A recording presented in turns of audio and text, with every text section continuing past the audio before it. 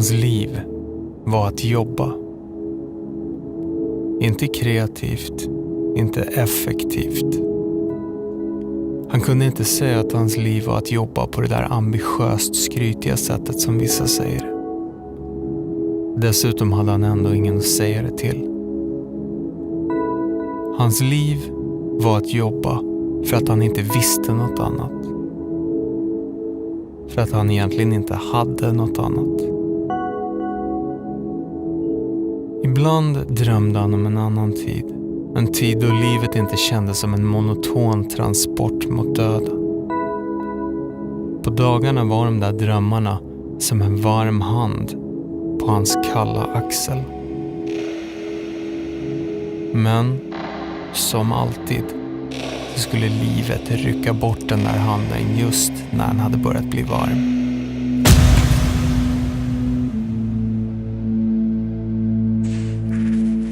Ångest, skam, förnedring, oduglighet, meningslöshet. Ibland funderade han på om det vore bättre att inte kunna känna någonting alls. Men han visste inte om han skulle kunna leva med tomheten. Om den rent av var värre.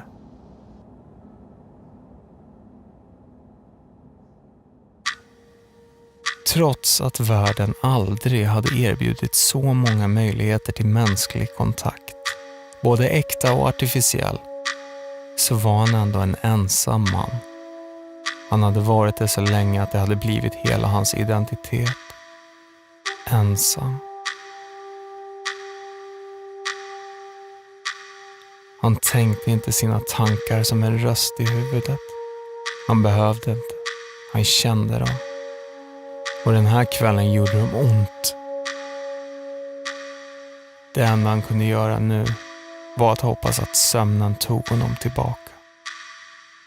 Till den tid då livet ännu inte hade blivit som det blev.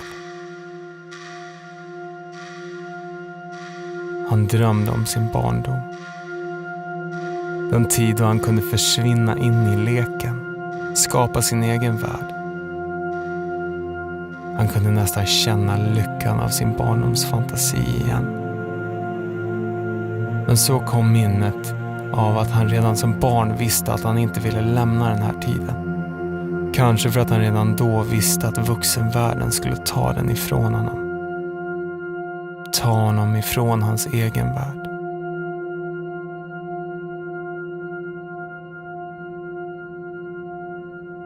Om dagarna hade spelat någon roll för honom hade han sagt att det här var nästa dag.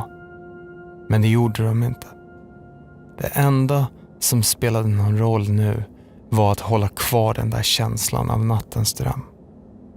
Han var så stark. Så starkt hade han inte känt för något på väldigt länge. Sen kommer rädslan. Rädslan av att han skulle behöva kämpa för att få behålla sin egen dröm. Han undrade sorgset och något självinsiktsfullt om det fanns något som var mindre värt i livet att kämpa för. Det spelade egentligen ingen roll. Han skulle kämpa ändå. Han skulle hålla kvar känslan. Den skulle det här jävla livet inte få ta. Men det var ju det som livet gjorde med honom. Tog det som var värt något. Hänsynslöst.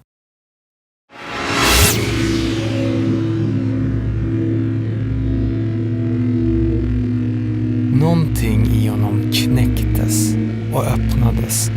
Tömde honom på allt.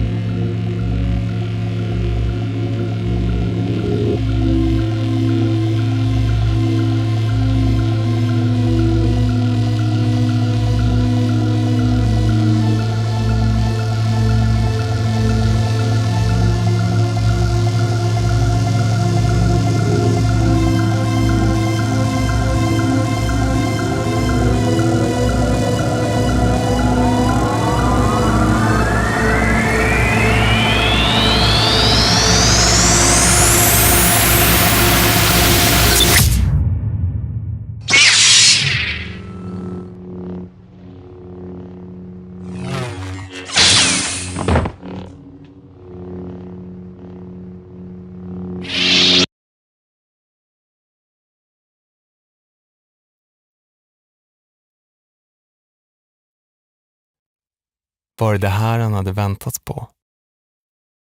Det han behövde för att göra det som han visste att han velat göra under så lång tid. Det som hade legat som en sten längst ner i magen och väntat. Mer hann han inte tänka innan hans kropp tog över.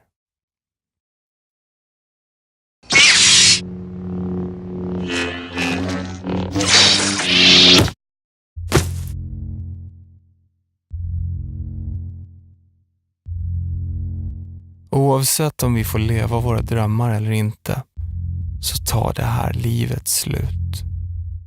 För oss alla.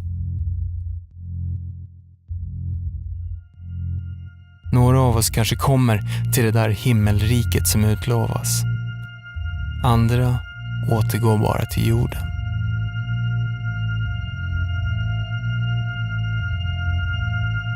Han kände något varmt på sin axel.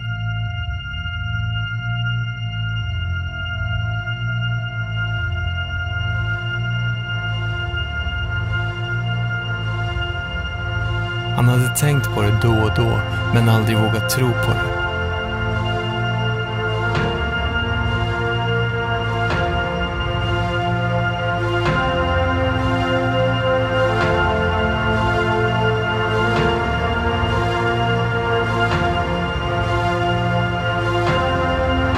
Det där att vissa, efter det här livet, får skapa sin egen värld i en galax långt, långt borta.